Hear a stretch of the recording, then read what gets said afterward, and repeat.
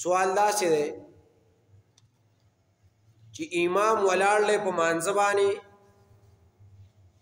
او امام چې مونځ ته ولاړ دی نو دی لنډه قاعده باندې کېناست 2 رکعاته شوي دي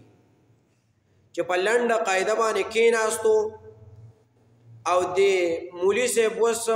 تشهد باندې ناست دی په تحیات ناست دی په لنډه قاعده یا په اوږده قاعده باندې ناست دی خو د مونځ دومره نږدې کړی چې ختمولو ته یې نږدې کړی دی او مقتدي په دغه کې ټیم کې راغی او نیت یې وتړو او ډایرکټ په قاعده باندې کېناست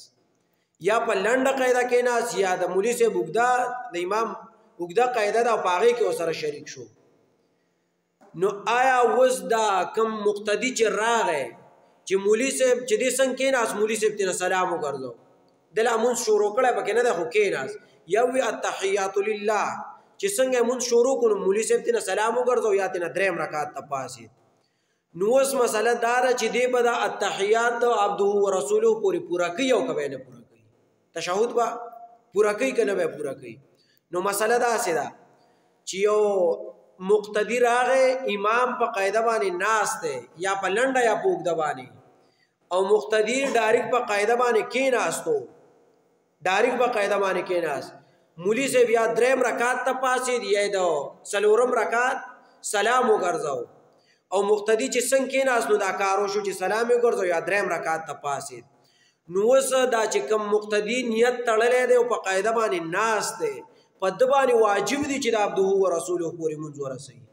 که مولوي صاحب سلام ګرځوي که مولوي صاحب چې دی نو 3 رکعات ته پاسي به خو ده چې دی نو په داسې رکن کې شریک شوی چې هغه واجب دی نو مولوي صاحب خو اوس هر څه کوي دی په واجب رکن کې شریک شوی دی نو دی به اوس څه کوي دی به د خپل مونځ د عبده ورسوله پورې رسوي بیا به 3 رکعات ته پاسین د مولوي صاحب سره به 3 رکعات کوي یا که هغه سلام وګرځاو نو د هغې نه پس به بیا عبده ورسوله پورې مونځ پوره کوي بیا به اولني رکعت ته خپل له پاسي که چېرته داسې ونه کړو او ډایرکټ پاسېدو دې ناسو په قاعده باندې خو چې څنګه مولوي صاحب سلام وګرځو یا 3 رکعات ته پاسید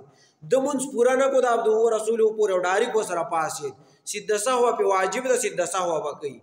که سیده سهو یې ونه کړه مونځ یې پاسید دی دوباره به مونځ راګرځوي والله اعلم